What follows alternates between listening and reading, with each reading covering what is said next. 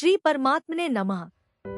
ईश्वर अर्जुन संवाद श्रीमद् भगवद गीता अध्याय 8 श्लोक 23 भगवान तक पहुँचने का रहस्य। क्या आपने कभी सोचा है कि मृत्यु के समय आत्मा का क्या होता है? क्या कोई ऐसा मार्ग है जो हमें सीधा मोक्ष की ओर ले जाए? आज हम श्रीमद् भगवद गीता के अध्याय 8 के श्लोक 23 को विस्तार से समझेंगे। यह श्लोक हमें मृत्यु के समय आत्मा के मार्गों के बारे में बताता है।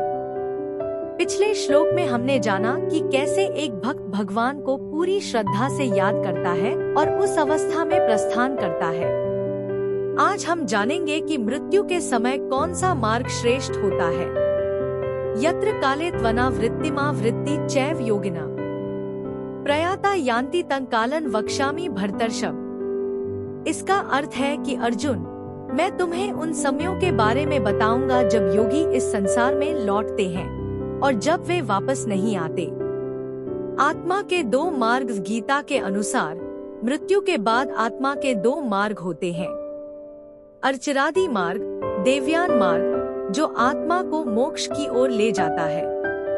धूम्र मार्ग, पितृयान मार्ग जिससे आत्मा पुनर्जन्म के चक्र में प्रवेश करती है। योगियों के लिए कौन सा मार्ग श्रेष्ठ है?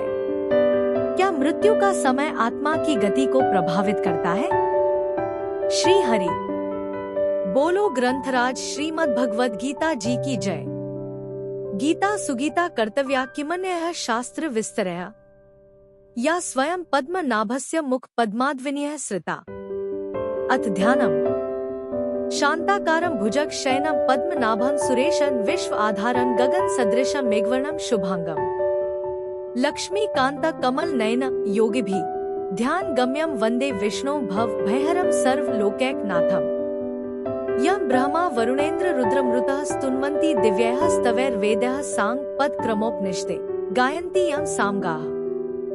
ध्यान अवस्थित तद्गतेन मनसा पश्यन्ति यं योगिनो यस्यान्तं न विदुः सुर असुरगणा देवाय तस्मै नमः। वसुदेव सुतं देव कंस चाणूर देव की परमानंदम कृष्ण वंदे जगद्गुरु। श्लोक 23 यत्र काले त्वनावृत्तिमावृत्ति चैव योगिनः प्रयाता यान्ति तं कालं वक्ष्यामि भर्तर्षभ। उच्चारण की विधि यत्र काले तु अनावृत्तिम आवृत्तिम च एव योगिनः प्रयाता यान्ति तम कालम वक्ष्यामि भर्तर्षभ। 23 शब्दार्थ भर्तर्षभ अर्थात है अर्जुन, यत्र अर्थात जिस, काले अर्थात काल में, प्रयाता अर्थात शरीर त्याग कर गए हुए, योगिनः अर्थात योगीजन, तु अर्थात तो, अनावृत्तिम अर्थात वापस न लौटने वाली गति को, च अर्थात और, जिस काल में गए हुए, आवृत्तिम अर्थात वापस लौटने वाली गति को, एव अर्थात ही, यान्ति अर्थात प्राप्त होते हैं, तम अर्थात उस, कालम अर्थात काल को अर्थात दोनों मार्गों को, वक्ष्यामि अर्थात कहूंगा।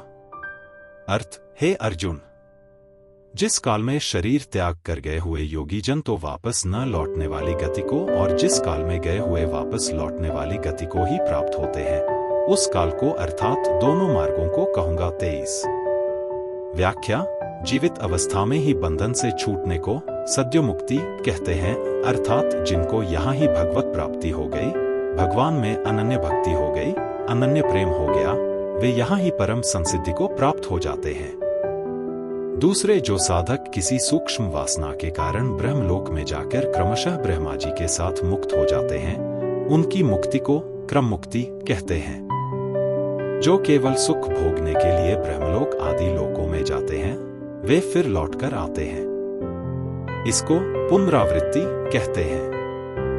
सद्यो मुक्ति का वर्णन तो 15वें श्लोक में हो गया, पर क्रम मुक्ति और पुनरावृत्ति का वर्णन करना बाकी रह गया। अतः इन दोनों का वर्णन करने के लिए भगवान आगे का प्रकरण आरंभ करते हैं। वक्ष्यामि यत्र काले त्वनावृत्तिमावृत्तिं भर्तर्षभ, पीछे छूटे हुए विषय का लक्ष्य कराने के लिए यहाँ तु अव्यय का प्रयोग किया गया है। ऊर्ध्वगति वालों को कालाभिमानी देवता जिस मार्ग से ले जाता है, उस मार्ग का वाचक यहाँ काल शब्द लेना चाहिए, क्योंकि आगे 26वें और 27वें श्लोक में इसी काल शब्द को मार्ग के पर्यायवाची गति और स्मृति शब्दों से कहा गया है। अनावृत्तिमावृत्तिम कहने का तात्पर्य है कि अनावृत ज्ञान वाले पुरुष ही अनावृत्ति में जाते हैं और आवृत ज्ञान वाले पुरुष ही आवृत्ति में जाते हैं। जो सांसारिक पदार्थों और भोगों से विमुख होकर परमात्मा के सम्मुख हो गए हैं, वे अनावृत ज्ञान वाले हैं, अर्थात उनका ज्ञान विवेक ढका हुआ नहीं है, प्रत्युत जागृत है। इसलिए वे अनावृत्ति के मार्ग में जाते हैं, जहां से फिर लौटना नहीं पड़ता। निष्काम भाव होने से उनके मार्ग में प्रकाश अर्थात विवेक की मुख्यता रहती है। सांसारिक पदार्थों और भोगों में आसक्ति, कामना और ममता रखने वाले जो पुरुष अपने स्वरूप से तथा परमात्मा से विमुख हो गए हैं, वे आवृत ज्ञान वाले हैं, अर्थात उनका ज्ञान विवेक ढका हुआ है। इसलिए वे आवृत्ति के मार्ग में जाते हैं, जहां से फिर लौटकर जन्म मरण के चक्र में आना पड़ता है। सकाम भाव होने से उनके मार्ग में अंधकार अर्थात अविवेक की मुख्यता रहती है। जिनका परमात्म प्राप्ति का उद्देश्य है, पर भीतर में आंशिक वासना रहने से जो अंतकाल में विचलित न होकर पुण्यकारी लोकों, भोग भूमियों को प्राप्त करके फिर वहां से लौटकर आते हैं, ऐसे योग भ्रष्टों को भी आवृत्ति वालों के मार्ग के अंतर्गत लेने के लिए यहाँ चैव पद आया है। यहाँ योगिन पद निष्काम और सकाम दोनों पुरुषों के लिए आया है। परिशिष्ट भाव जो परिवर्तनशील प्रकृति के साथ संबंध रखता है, उसको पीछे लौटकर आना पड़ता है। परंतु जो परिवर्तनशील प्रकृति के साथ संबंध नहीं रखता, उसको पीछे लौटकर नहीं आना पड़ता।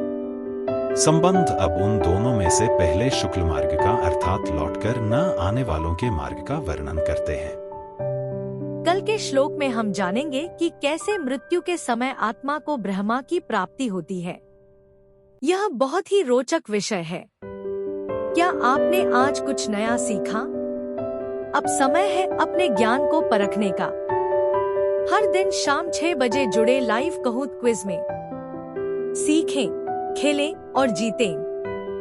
पूरी तरह निःशुल्क, सीमित केवल 20 सदस्यों के लिए। कैसे जुड़े? लाइव में कहूत का QR कोड स्कैन करें या चैट शेयर किए गए लिंक के माध्यम से शामिल हों। वीडियो और अपडेट्स के लिए हमारे व्हाट्सएप चैनल से जुड़े, लिंक विवरण में उपलब्ध। चैनल सब्सक्राइब करें और वीडियो शेयर करें। कहते हैं कि अगर आप किसी समस्या से गुजर रहे हैं, तो श्रीमद् भगवद गीता का चमत्कारिक प्रभाव यही है कि आप प्रभु जी का नाम लेकर कोई भी पृष्ठ खोलें और उसके दाहिने पृष्ठ पर जो पहली पंक्ति होगी, वही आपकी समस्या का समाधान होगी। क्या आपने कभी इसे आजमाया है? अगर हाँ, तो हमें बताएं कि आज आपने कौन सा श्लोक पढ़ा और उससे क्या सीखा। कमेंट करें और अपने अनुभव हमारे साथ साझा करें। हो सकता है कि आपका अनुभव किसी और के लिए भी मार्गदर्शन बन जाए।